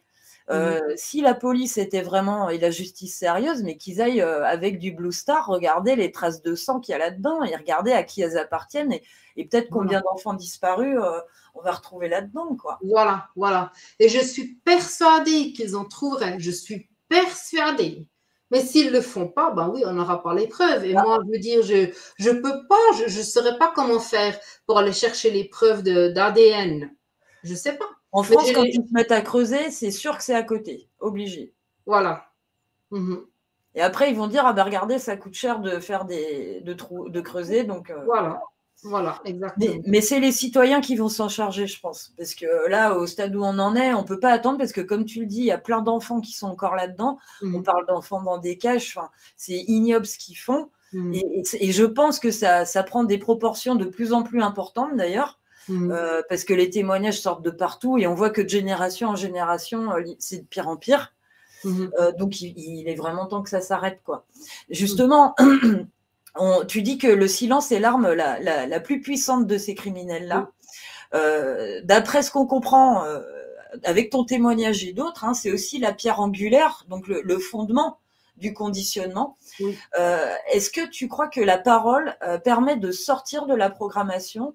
Et quel rôle joue la parole pour casser ces réseaux, même si tu as déjà un peu expliqué ton point de vue là-dessus? Mais l'importance de parler, et autant pour les citoyens que pour les survivants. Alors moi, je dis que la parole, c'est l'information. Parce qu'on ne peut pas agir sans avoir l'information. Donc, du moment où on a une information, donc que nous, on parle, donc les survivants, on parle de ces faits, à ce moment-là, il y a des gens qui écoutent, des gens comme toi, et qu'après, il y a des gens qui, enfin, j'espère vraiment, qui commencent à agir. Donc, à la base, il y a toujours l'information. Donc, à la base, je crois qu'il y a toujours la parole.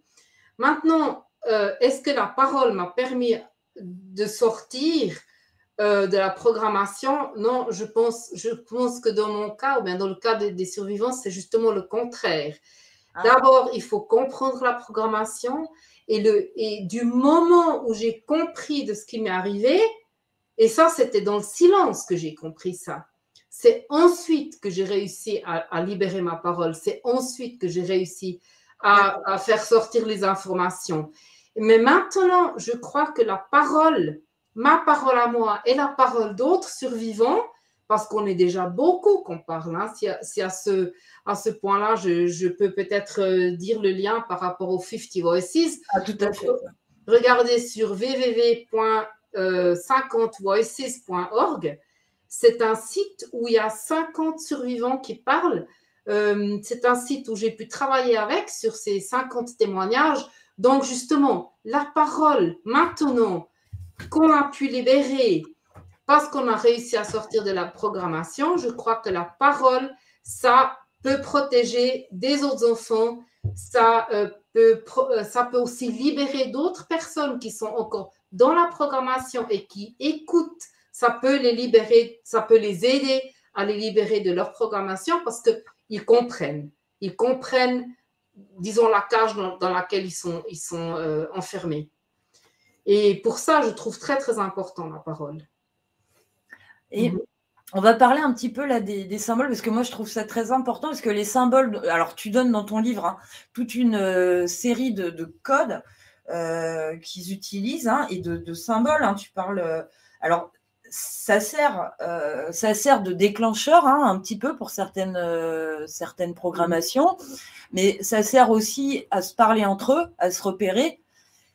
Tu parles de spirale, de cœur, de chaussures rouges, de robes bleues et blanches. Il y a aussi les couleurs.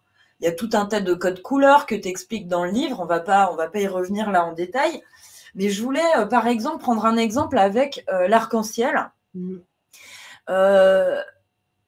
Tu expliques que l'arc-en-ciel, c'est utilisé alors je te cite, entre guillemets, l'arc-en-ciel est utilisé de manière abusive comme signe pédocriminel de mind control. Il symbolise le fait d'être transporté d'un monde à l'autre. Over the Rainbow est une chanson souvent utilisée dans ces milieux ou jouée et chantée aux enfants. Elle est utilisée pour hypnotiser la victime et la faire passer d'un endroit à un autre, de la vie quotidienne à l'enfer, de la vie diurne à la vie nocturne, de l'enfant à l'esclave sexuel, de la vie à la mort. Et c'est vrai que quand j'ai lu ça, j'ai eu un peu froid dans le dos, parce que quand on pense au nombre de structures qui s'appellent Arc-en-Ciel, notamment celles qui travaillent avec les enfants, on se dit, bon, ils sont sûrement pas tous dedans, mais il y en a forcément dedans, si on comprend bien. Est-ce que tu peux nous expliquer comment c'est utilisé l'arc-en-ciel dans ce contexte-là, par exemple, ou dans d'autres? Comment toi, tu y as eu affaire, pour que les gens comprennent comment c'est utilisé ce genre de symbole? Oui, alors, avant d'expliquer, c'est très important à dire. Il y a beaucoup d'associations ou des crèches ou comme ça, justement, qui s'appellent Arc-en-Ciel. Et ça peut servir au réseau ou bien aux parents qui sont dans les réseaux pour savoir, par exemple, dans quelle crèche ils veulent aller amener leurs enfants, parce que les parents qui sont dans le réseau, ils aimeraient que leurs enfants soient éduqués selon les valeurs du réseau. Mais il faut faire très attention, parce que ce n'est pas simplement parce qu'une crèche ou une école ou une association quelconque s'appelle Arc-en-Ciel ou Petit Cœur ou Papillon ou comme ça, qui sont forcément dans le réseau. C'est très important. Ou le Petit Pousset, oui. Voilà, c'est très important de voir plusieurs éléments. Et quand il y a plusieurs éléments qui viennent ensemble, à ce moment-là, il faut peut-être regarder d'un peu plus près. Alors ça, c'est vraiment un appel que je fais, parce que il ne faut pas mettre toutes les personnes dans le même bac. D'accord, il faut bien le préciser. Voilà, la plupart des personnes ne sont pas conscientes de ça. Et je sais même qu'il y a des parents, je suis persuadée qu'il y a des parents qui mettent leurs enfants dans des crèches comme ça, où par exemple le mind control est utilisé, mais ils ne le savent pas. Ah oui, c'est sûr. Oui. Donc, il ne faut pas… Parce qu'ils n'écrivent pas crèche mind control à l'entrée. Non, c'est un peu plus subtil. Ouais. Oh oui. Ce serait simple, ça. Ce serait très bien pour nous. Voilà. Mais toi, par exemple, si tu étais quelqu'un de la secte, tu vois une crèche qui s'appelle la crèche Arc-en-Ciel, par exemple, il te faudrait quoi d'autre comme symbole, comme indice, par exemple, pour te dire, bon là, ça m'a l'air d'être un bon endroit pour moi?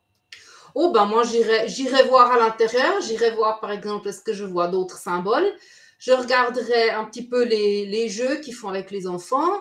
Je regarderai qui est le chef de cette crèche. Quelle est la relation de cette dame, par exemple. Quels sont les comportements de certains enfants. Voilà. Je regarde un petit peu tout autour pour me faire une image. Et je sais, et je suis persuadée que je remarquerai si c'est quelqu'un du réseau ou pas.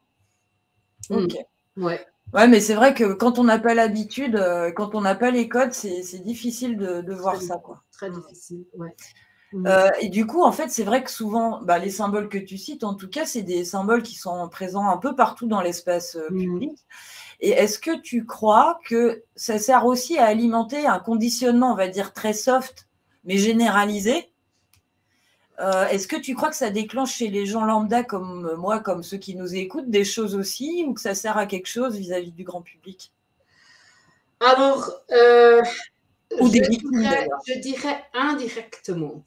Si toi, tu n'es pas concerné par le mind control et que tu n'as pas vécu, par exemple, l'arc-en-ciel comme déclencheur pour une programmation ou quelconque, ça n'aura pas d'impact sur toi.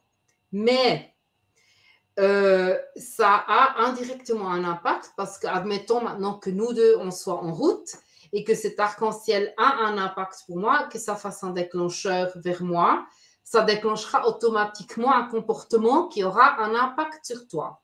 Ah oui, je vois ce que tu veux dire. Ouais. Et vu qu'il y a quand même beaucoup de personnes concernées, alors indirectement, ça a un impact sur toute la société. Parce que ça marche sur les gens qui ont eu les programmations. Ces symboles-là ont un effet, même s'ils ne le mesurent pas, quoi. Voilà, exactement. Ça peut faire sortir une autre part de personnalité. Ça les remet sur la voie du conditionnement parce que c'est très, très important que ces gens, ils les gardent sur cette voie de conditionnement. Et c'est fait justement, par exemple, avec des couleurs ou des symboles qu'on voit un petit peu partout, ou bien qu'on voit dans les maisons après des bourreaux. Toi, tu disais à un moment dans ton livre que c'est vrai que des fois, tu entrais dans certaines pièces et sans savoir pourquoi, clac, tu n'avais plus du tout l'intention de parler de quoi que ce soit, de te rebeller. Voilà, exactement, ouais. Et c'était des symboles qui étaient placés là, dans le mobilier, quoi. Voilà. Et là, par exemple, je ne vivais pas d'abus directement donc physique, mais j'étais comme prise dans cette part de personnalité, celle qui ne parlait pas, parce que j'en ai eu une qui ne parlait pas et qui bégayait et qui zézayait et qui n'arrivait pas à s'exprimer. Et j'étais prise dans cette part de personnalité, c'était comme un tunnel. Je n'arrivais pas à en sortir, je n'arrivais pas à m'expliquer pourquoi. Est-ce qu'à l'extérieur, je parlais encore comme un petit oiseau qui sifflait, et tac, j'entre dans la maison et c'est fini. C'était comme à moitié mort. C'est hyper important ça, c'est vrai que tu as une période où à un moment tu expliques que tu ne pouvais plus du tout parler, et après tu as bégayé, et c'est au moment où les souvenirs commençaient à revenir, hein, c'est ça, hein? Oui, ça c'était une période où j'ai les premiers souvenirs, oui. Et c'était une période après, donc ceux du réseau ont remarqué que j'avais certains souvenirs parce que j'en parlais, mais ce que je ne remarquais pas à l'époque, c'est que j'en parlais aux gens, à certaines personnes du réseau, parce que pour moi, je pensais que c'était des personnes de confiance. Et c'est là, après, que j'ai subi énormément beaucoup de programmation. De violence. Ouais, d'accord. Ouais. Ah oui, ils ont essayé de te remettre dans le droit chemin. D'accord. Ouais. Ah oui, donc à partir de là, ça a été une période difficile puisque toi, tu voulais sortir et eux, ils voulaient absolument pas, quoi. Ouais. Voilà, ça, c'était très, très difficile, ouais. Il y a un aspect qui est hyper important aussi dans ton livre et dans ton parcours, c'est l'aspect spirituel. Alors, il y a le côté démoniaque. Bon, eux, ils y croient en face. Hein. Tu vas peut-être nous dire ton avis là-dessus, si toi, tu crois que c'est sérieux ou pas sérieux. Et puis, du coup, il y a aussi l'autre côté. Il y a le côté chrétien, il y a le côté religieux, où en fait, toi, tu expliques que ça a été un peu une porte de sortie qui t'est apparue. Est-ce que tu peux nous dire déjà ce que tu penses de ça, le côté démoniaque et le côté spirituel? Tu crois en Dieu, toi, et tu vas nous dire ce que tu en penses de ce truc-là, de ces deux choses-là. Alors, oui, je crois en Dieu, et pour moi, ce côté spirituel, c'est très réel. Donc, c'est pas du délire.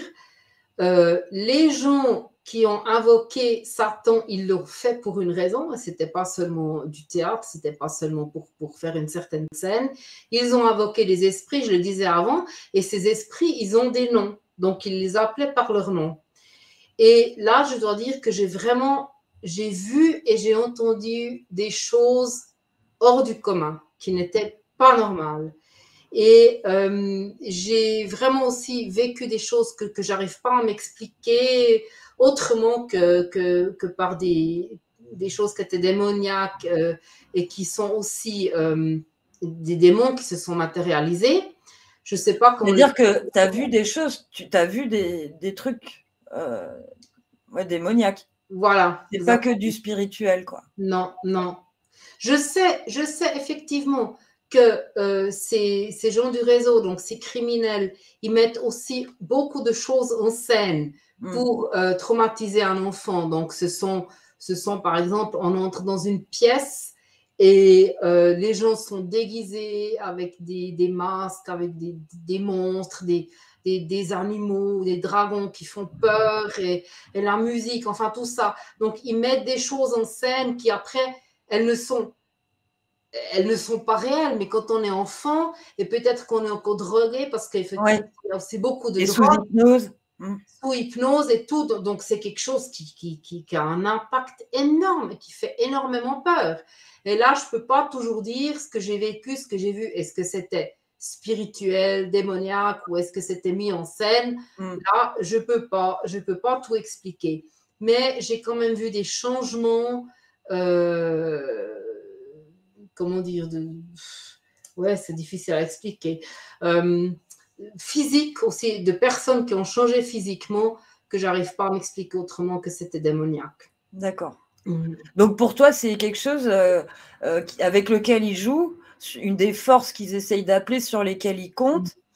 Et est-ce que parce qu'ils vous expliquent que ça, c'est le bien, évidemment, que le Dieu, il est capable de rien, il n'est pas capable de sauver, mais t'expliques quand même qu'enfant, tu avais quand même un doute un peu là-dessus, quoi. Enfin, ça n'a pas été si clair que ça. Tu pensais quand même qu'il y avait quelque chose de l'autre côté. Oui, c'est justement, je peux m'expliquer ça avec la dissociation que j'ai vécue. Parce que d'un côté, oui, je croyais en Dieu, je croyais qu'il existait. Et de l'autre côté, je vivais ça. Et de l'autre côté, on m'expliquait, mais il n'existe pas, ce Dieu, tu ne peux pas compter sur lui. Je vivais, par exemple, le Jésus de la croix, je le vivais qui descendait de la croix pour venir me violer. Et puis, dans un autre contexte, on m'expliquait que Jésus, c'était l'amour. Alors, voilà, c'était un petit peu difficile. Et effectivement, quand j'ai réussi à me sortir gentiment de tout ce système, c'est vraiment quelque chose que j'ai remis en question, que je me demandais, mais alors écoute, qu'est-ce que j'ai entendu là? Et ça m'a pris assez long pour mettre le point dessus et pour avoir ma foi en Dieu que j'ai aujourd'hui, où j'ai dû remarquer, alors la foi que j'ai aujourd'hui, ça n'a rien à voir avec mon vécu, avec ce qu'ils ont essayé de m'expliquer. La foi que j'ai aujourd'hui en Dieu, c'est mon expérience personnelle et c'est ma relation personnelle que j'ai. Oui, il n'y a pas d'intermédiaire et il n'y a pas quelqu'un pour aller t'expliquer comment toi tu dois croire en Dieu, quoi. Voilà, exactement, exactement, oui. Et pour toi, donc, il existe aussi. Pour moi, il existe. Pour moi, Dieu existe, absolument. Bah, c'est peut-être rassurant dans ce cas-là. Hein. Pardon? C'est peut-être rassurant dans ce cas-là, parce que si jamais les trucs démoniaques sont une réalité, il y a plutôt intérêt à ce qu'il y ait en face quelque chose d'assez lourd, quoi. Sinon, on est un petit peu mal barré. Oui, moi, je ne vois même pas ça en face, moi, je vois ça au-dessus. Hein. Moi, je ne vois pas le mal en face du bien, je ne vois pas Dieu en face de Satan, parce que Satan, c'est pas, enfin, ou bien Lucifer, ou bien leur truc. Voilà, c'est pas la contrepartie du Dieu amour, parce que Dieu amour, il est au-dessus, c'est lui qui a l'autorité. Et tout le reste, c'est en dessous. Mais il y a beaucoup de pouvoir. Ces démons, ou bien ce pouvoir démoniaque, a beaucoup de force et beaucoup de pouvoir destructif. Et tu penses que les gens, les individus humains qui font appel à ces démons, est-ce que tu crois qu'ils en tirent vraiment un pouvoir en plus? Oui, parce qu'ils les appellent aussi pour soutenir leurs actes criminels. Et ils reçoivent leur soutien. Ils reçoivent vraiment leur soutien. Ils développent parfois des forces inhumaines. C'est comme ça que je peux le décrire. Voilà. Ok. Voilà, ou bien des voix inhumaines, ou des... Voilà, qu'on peut pas... C'est pas humain. C'est pas humain. Il y a des choses qui sont pas humaines que j'ai vécues là. Et ça, c'est quand même... Bah, c'est une piste qu'il va falloir qu'on creuse. Moi, j'avoue que j'ai du mal avec ça parce que, bref, c'est un domaine que je maîtrise très, très peu. Mais effectivement, s'il y a une réalité derrière ça, bon, déjà, c'est très inquiétant. Mais en plus, il va falloir qu'on comprenne de quoi il est question, quoi. Bah, ça nous amène tout doucement vers la fin de notre interview. On va aborder un petit peu les questions, la question des solutions, des pistes qui pourraient se dégager pour justement en sortir un petit peu de tout ça. Toi, tu avais expliqué dans ton livre que si tu parles, c'est aussi parce que ce contact avec Dieu, bah, c'est un petit peu un chemin qui t'a été montré. Est-ce que tu veux nous dire ce qui s'est passé et en gros comment tu as pris cette décision? Oui, alors en fait, j'ai eu une expérience divine, je dirais. Et je ne l'ai pas cherché, hein, ça m'est arrivé comme ça m'est arrivé dessus comme ça. Et, mais bien entendu, je priais beaucoup, donc vraiment, je crois en Dieu, comme je disais avant. Et j'ai eu cette expérience pendant une nuit où j'allais encore très mal. C'était là où je bégayais encore, où je zézayais, où j'arrivais pas à m'expliquer. Où il y a, en fait, je dirais que c'était un ange qui est arrivé dans ma chambre et qui m'a dit de me lever. Et je lui ai dit, ben non, je ne veux pas me lever, je suis fatiguée, je continue à dormir et tout. Mais il a insisté. Et finalement, j'ai remarqué, ben, il n'y a rien, je ne peux pas faire autrement que de me lever. Ça va être plus simple de me lever, quoi. Voilà. Et ensuite, il m'a ordonné de me mettre à genoux devant mon lit. Et là aussi, j'ai eu énormément de peine parce que j'avais vraiment juré que je ne me mettrais plus jamais à genoux devant quelqu'un ou devant quelque chose parce que je le faisais souvent en face de mon mari à l'époque, qui était un de mes bourreaux, qui était un de mes entraîneurs d'esclaves. Et tout. Ouais, d'accord. Et donc là, j'étais séparée de lui et je m'étais juré, ça, je ne ferai plus jamais. Mais là, la même chose, j'ai remarqué, ben, il n'y a rien qui va passer à côté, je suis obligée de le faire. Et je l'ai fait, et à ce moment-là où je me suis agenouillée, c'était un amour, mais là, vraiment, c'est là que j'ai vraiment vécu l'amour inconditionnel qui m'est retombé dessus. Et je n'arrive pas à l'expliquer. C'est un amour, je ne me suis jamais sentie aimée autant à ce moment-là, ni décharge. Vraiment, c'est quelque chose qui m'a enveloppée. Et en même temps, j'ai comme entendu une voix qui me disait, ma Chantal commence à parler. Et là encore, je disais, mais ça va, mais tu vois, je bégaye, je zézais, je ne sais pas parler, rien du tout. Et voilà, après cette apparition divine est partie. Et moi, j'étais au 7e ciel pendant plusieurs semaines, je me sentais tellement aimée. Et cette voix m'avait aussi dit qu'il fallait que je commence à parler avec telle et telle personne. Et c'est ce que j'ai fait. Effectivement, j'ai commencé à parler avec une personne et j'ai remarqué que peu à peu, ça a commencé à libérer ma parole. Donc, ce zézaillement et ce bégaiement, ça a commencé à diminuer. Avant, j'avais été longtemps en logopédie et que ça ne m'avait rien servi. Et pas longtemps après, j'ai été justement faire mes premières déposes de plainte à la police, même s'il y en a des qui ne m'écoutaient pas, mais quand même, je l'ai fait. Donc, c'est les premiers pas que j'ai commencé à faire. Mais, ouais. Ouais, donc, il y a bien quelque chose dans ton parcours à toi qui est lié à ça, quoi. Effectivement. Ouais. Absolument, ouais. Je ne peux pas le séparer de mon parcours, ça fait partie du parcours. Ouais, c'est ce qu'on comprend bien en lisant ton livre. Et d'ailleurs, en écoutant aussi d'autres survivants. Moi qui ne crois pas en Dieu, effectivement, ça amène à se poser des questions quand même. Et sur les solutions, à la fois pour ceux qui voudraient que ça s'arrête, pour les survivants, on va s'adresser peut-être à chacun, si tu as un message à chacun. Mais tu dis bien que briser le silence, c'est crucial. C'est à nous aussi de dénoncer les réseaux avec vous, bien sûr, d'essayer de les mettre hors d'état de nuire autant que possible. Est-ce que tu imagines des méthodes, des actions qu'on pourrait mettre en place assez concrètes pour aider les survivants et agir contre ces réseaux, nous, on va dire le grand public, les citoyens déjà dans un premier temps?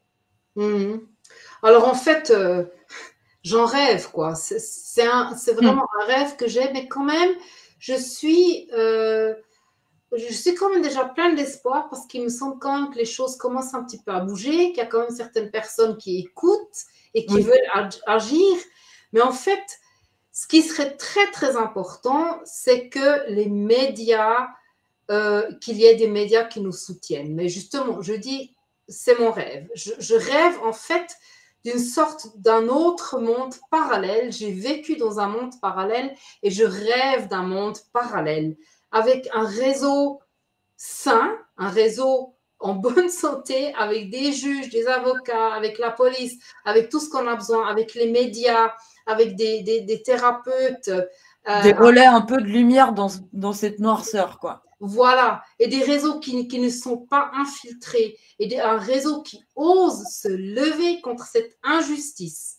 Parce qu'on en aurait vraiment besoin que ces infos puissent être présentées, que nos infos qu'on a, donc notre parole qu'on puisse les présenter comme des preuves, parce que la justice, ils ont leur cadre pour preuves.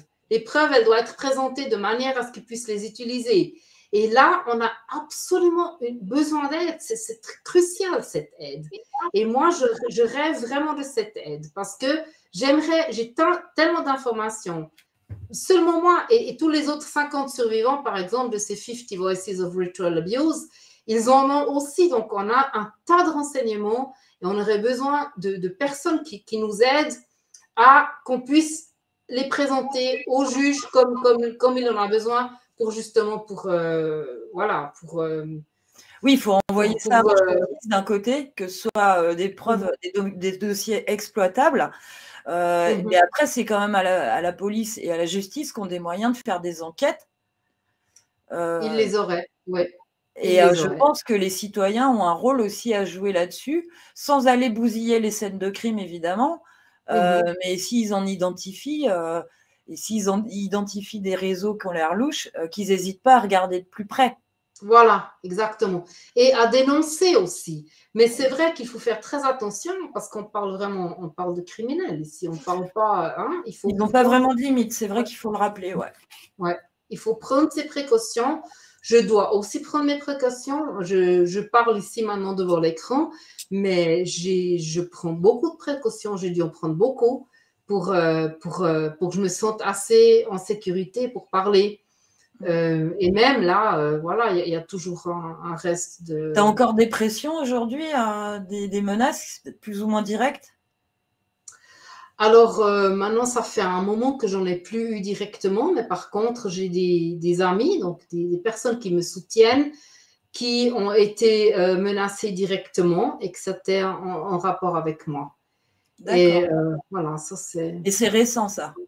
Oui, ça c'est récent, oui. D'accord, oui, parce que comme tu t'es exposé, ils ne peuvent plus s'en prendre directement à toi, ce serait visible. C'est bien joué sur ce coup-là et je pense que c'est un moyen aussi de se protéger. Mais du coup, je pense que quand l'entourage commence à être menacé, il faut le dire. Il faut expliquer qu'aujourd'hui, maintenant, vu que toi, apparemment, ils n'osent pas trop, c'est aux gens qui te soutiennent qu'ils essayent de s'en prendre.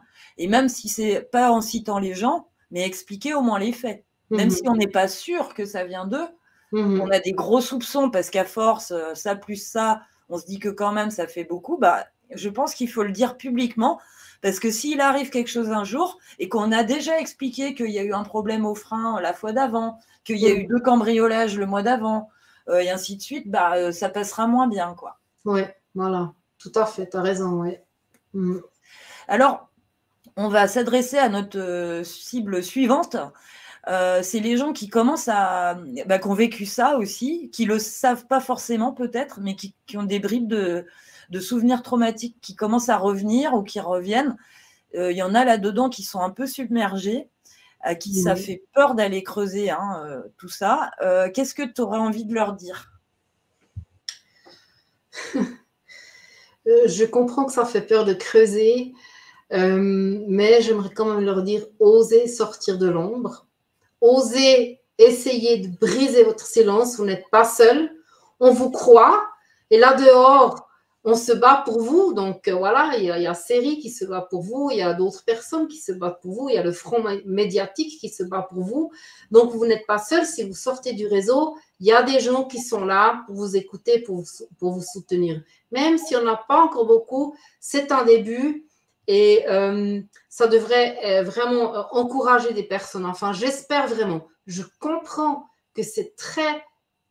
La douleur, elle est énorme. Quand on est obligé de regarder ce qu'on a vécu, c'est énorme. Et je comprends la souffrance. J'ai vraiment passé par là. C'est horrible de passer par là. Mais on en ressort. Et ce qu'on a vécu est beaucoup plus horrible que de voir ces souffrances ou de passer par ces mémoires. Donc, j'aimerais vraiment encourager.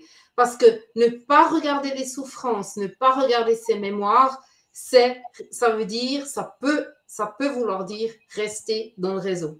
Oui, pas toujours, parce qu'il y en a qui arrivent à en sortir quand même, mais qui subissent quand même les contre-coups de ce qu'ils ont vécu de manière diluée ou incontrôlée ou par vague, ou qui subissent vraiment, mais sans même le savoir.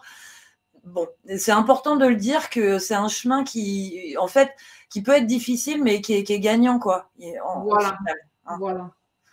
Et alors, à ceux qui sont encore dans le réseau, qu'ils aient conscience ou pas de ce qu'ils font, de ce qu'ils ont vécu, mais qui participent, et qui souvent sont eux-mêmes des victimes enfants, est-ce que tu as un message à dire?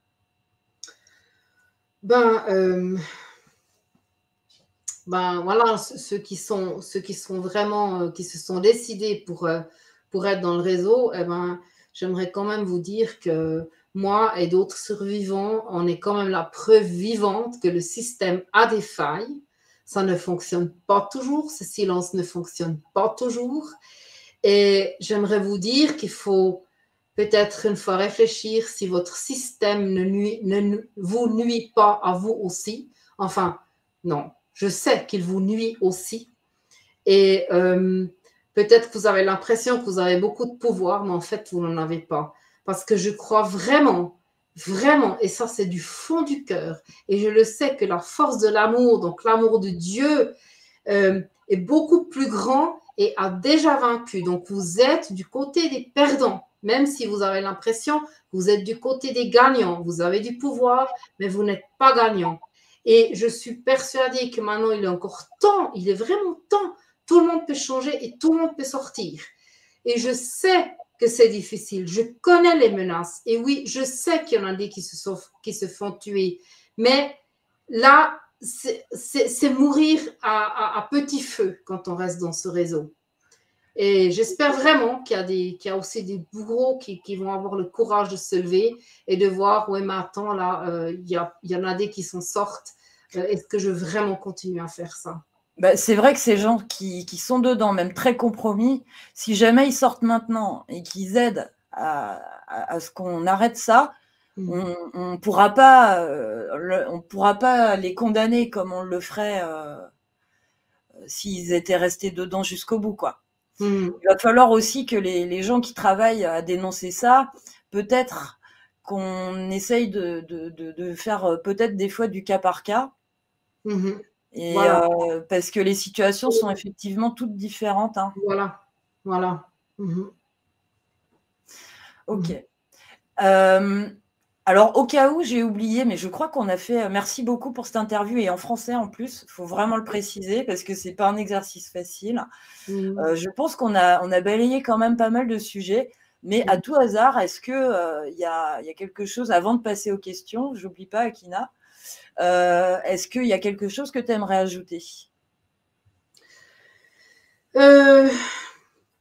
Non, en fait, j'aimerais vraiment te remercier toi. J'aimerais aussi remercier le Front médiatique pour la conversation.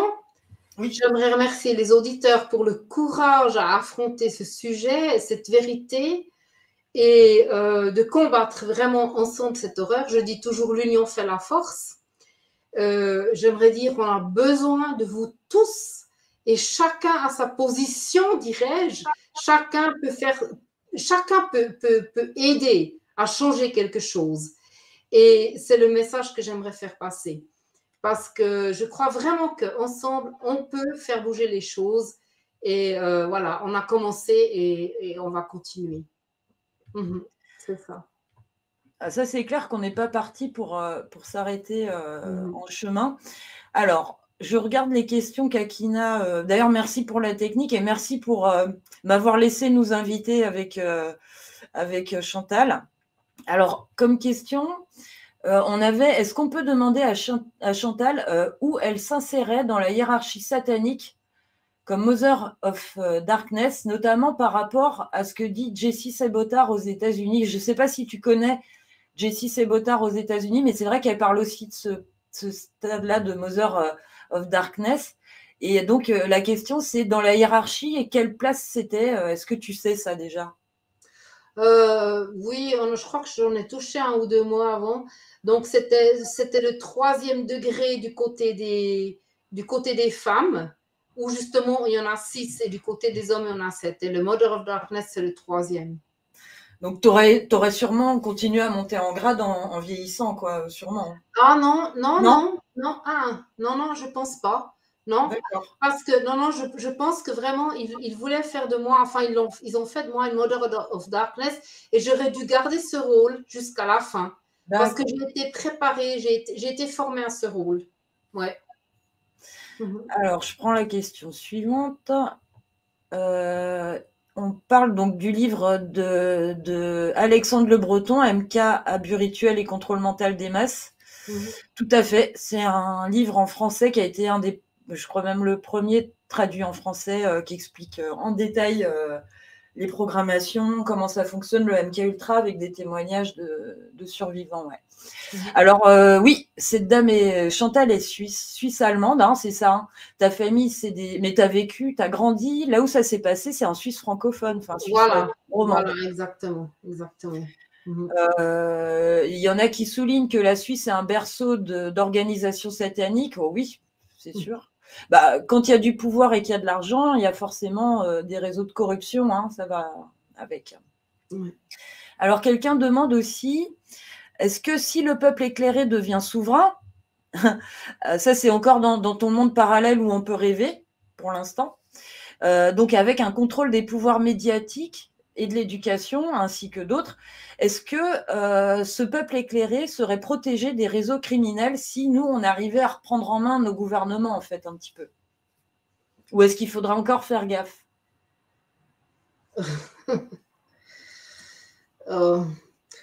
Moi, je crois que si on est éclairé sur ça, puis qu'on a l'information, puis qu'on sait à qui, enfin, comment dire, qui sont nos ennemis, si on veut dire en quelque sorte, et comment ils fonctionnent, moi je crois qu'on peut les vaincre.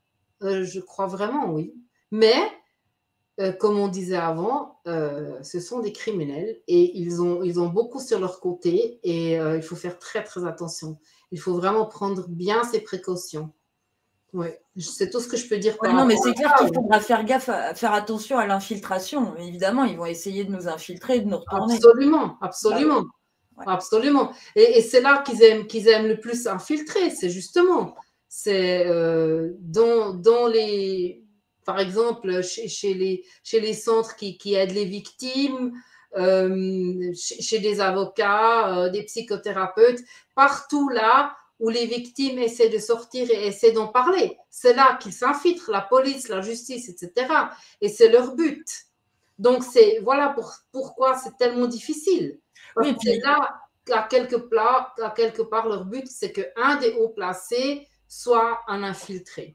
Oui, et puis si ça se trouve, ils vont aussi infiltrer les antipédos, s'ils étaient logiques, forcément. On demande aussi, est-ce que Chantal a assisté, voire participé au combat de succession entre les différents candidats Mother of Darkness quand il y a un poste qui se libère, c'est-à-dire parce qu'apparemment, d'après ce que dit Jessie Sabotar, effectivement, il y a un nombre de places réservées pour avoir ce poste-là, en tout cas aux États-Unis. Et donc, quand il y en a un qui est vacant, c'est un peu la guerre pour prendre la place. Est-ce que tu as assisté à ce genre de choses? Non, en tout cas, je n'ai pas de souvenir par rapport à ça. Ouais, de toute façon, toi, on t'a pas donné le choix, donc tu devais aller là, donc c'était décidé, quoi. Mmh. Ouais, d'accord. Mmh. Alors, je prends la suivante. Est-ce que la chasse aux enfants à laquelle tu as survécu a eu lieu au château des Amérois ou en Bavière ou ailleurs? Je crois qu'il y en a eu plusieurs. Hein. Mmh. Oui, alors dans mon livre, je parle de deux endroits. Il y en a une qui a eu lieu au Château des Amérois en Belgique. C'était un des examens justement auxquels j'ai survécu, qu'après cela, ils ont décidé de faire de moi une Mother of Darkness. En tout cas, d'après mon souvenir, c'est là que la décision a été prise. Et il y en a une autre que j'écris dans mon livre qui a eu lieu en Suisse romande. De toute façon, vous avez qu'une envie, c'est que on synthétise vos témoignages et qu'on amène tout ça à la justice. Donc voilà, s'il y a des juristes qui sont prêts à travailler avec nous pour recouper, enfin pour les réunir et pour en faire quelque chose de pré-mâché pour la justice, qu'au moins elles puissent pas dire que c'est trop compliqué et qu'il n'y a rien. Voilà. On est preneurs. Je sais pas encore comment on va s'organiser, mais contactez-nous et on va s'organiser, quoi. Alors oui, quelqu'un parle d'un réseau en France qui est l'ASE, donc l'aide sociale à l'enfance, tout à fait. Les services sociaux sont parfaitement infiltrés dans tous les pays occidentaux par ce genre de trucs. Hein. Tu confirmes. Est-ce que ces réseaux ont un lien avec les affaires Dutroux ou Trau? Alors Dutroux, très probablement, puisque le château des Amérois est cité par plusieurs victimes de l'affaire Dutroux. Est-ce qu'au-delà de ça, tu as croisé ces réseaux-là? Oui. D'accord, donc c'était interconnecté, quoi. Oui. On en parlera plus en détail peut-être dans ton deuxième livre, n'est-ce pas? Voilà. En tout cas, il y a de la matière et je comprends pas, moi, que la justice avance pas, alors que tous les éléments, enfin, je veux dire, même quelqu'un qui creuse pendant 3 ans uniquement sur Internet a déjà assez d'éléments pour savoir où il faudrait aller creuser, quoi. Donc, bon. Alors, pourquoi est-ce qu'il n'y a pas de témoignage en français? Parce que, alors là, Chantal, peut-être tu veux commencer, je peux terminer éventuellement.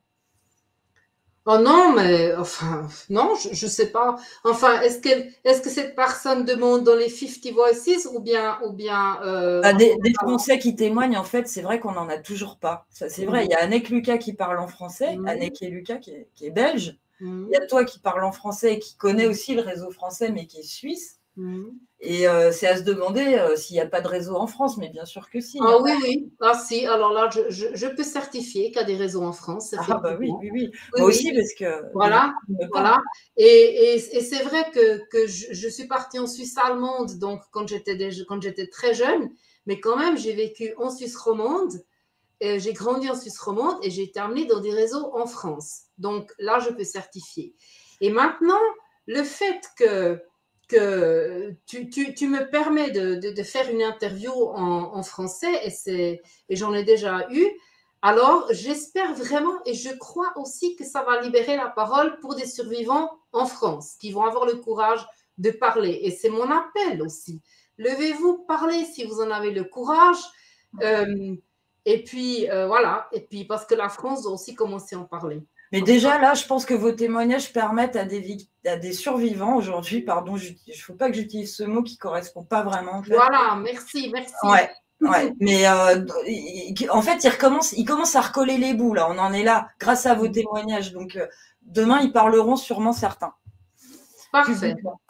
En tout cas, ils parlent déjà en off. C'est déjà pas mal et ils nous permettent d'avancer, quoi. Donc, c'est important. Ces démarches-là. Parce qu'on voit il y en a des survivants en France, ça c'est ce que je peux dire. Tout à fait. Et qui ont envie de parler, et qui ont envie de dénoncer tout ça, et qui n'ont pas envie que ça continue, ça c'est clair. Bon là, on verra quand est-ce qu'ils commenceront à parler, parce qu'il faut une stabilité pour en parler. Hein. Voilà, parce que moi, par exemple, On me dit souvent, je lis ça aussi dans les commentaires, oh mais c'est pas possible, si vraiment elle était traumatisée, elle en parlerait autrement, elle a même le sourire aux lèvres parfois, mais il faut justement, moi ça me fait vraiment sourire. Il faut avoir du recul, bien sûr. Il faut avoir passé ce stade de dépression, voilà, je ne peux pas devant l'écran à chaque fois commencer à pleurer et tout, seulement parce qu'il y a des personnes qui me croiraient plus que si je commençais à pleurer. J'ai passé par toute cette tristesse, par tout ce désespoir, par tous ces cris, par toute cette douleur, pour en arriver là, où aujourd'hui je peux en parler avec un certain écart. Et en plus de ça, je profite de ma vie et oui, j'ai le sourire aux lèvres. Dieu soit loué, merci qu'aujourd'hui je puisse avoir le sourire aux lèvres. C'est clair, et ça n'a pas été simple, hein, en plus. Voilà, et donc les survivants qui commencent à parler, il faut avoir une certaine stabilité parce que ça déchire, hein. Ça déchire si on en parle puis qu'on n'a pas une certaine stabilité ou bien qu'on n'est pas entouré avec des personnes qui soutiennent. Il faut des soutiens, ouais. Voilà. Tout seul, c'est très risqué. Ouais. J'ai vu passer une dernière question que je trouve intéressante. C'est d'après toi, quel est le point faible de ces organisations? Oh, ça, c'est une très bonne question. Moi, je crois que c'est la peur. Parce qu'on disait avant, enfin, je disais, il me semble que je l'ai dit, que chacun couvre l'autre. Donc, en fait, il fonctionne seulement avec la peur. La peur d'être dénoncé par le prochain. Et moi, je crois que ça, c'est un des points faibles. Que si on arrivait à parler avec quelqu'un et puis lui faire comprendre que c'est la peur qui le guide et puis pas la force et pas l'amour ou bien je ne sais pas, enfin autre chose, mais qu'il est vraiment guidé par la peur, là, je crois que là, on pourrait, à quelque part, je ne sais pas. Oui, avoir les maillons faibles, en fait, oui. en leur montrant que c'est peut-être le moment de parler avant qu'on les attrape par la peau des fesses, quoi. Voilà, parce qu'ils ont l'impression qu'ils ont le pouvoir et qu'ils sont au-dessus de tout. Ben oui, ils ont beaucoup de leur côté, ils ont la justice de leur côté, enfin, ils ont des personnes très, très haut placées de leur côté, mais ils ont peur. Et ça je crois que c'est un des points les plus faibles qu'ils ont. Parce que personne n'aime avoir peur tout au long de la vie. Là, on commence à être nombreux à parler entre les survivants qui parlent et puis ceux qui répercutent ce que disent les survivants et qui commencent à creuser dans tous les pays. Enfin, ils vont plus savoir où donner de la tête bientôt. Hein, donc, vaut mieux sortir des rangs maintenant avec un petit drapeau blanc et ça ira mieux, quoi. Eh ben, écoute, Chantal, merci beaucoup. Franchement, c'était très intéressant. Tu reviens quand tu veux, dès que tu as quelque chose à dire, eh ben, tu nous dis et on refera une super émission comme celle-là. J'espère qu'elle a été aussi utile aux gens et qu'elle sera utile pour faire avancer ce combat-là. Merci à vous, merci à toi, Cyril, merci au Front Médiatique. Et oui, je reviens volontiers. Merci beaucoup. Allez, bonne soirée à tous. Merci. Akina, tu peux couper et merci à toi pour la technique.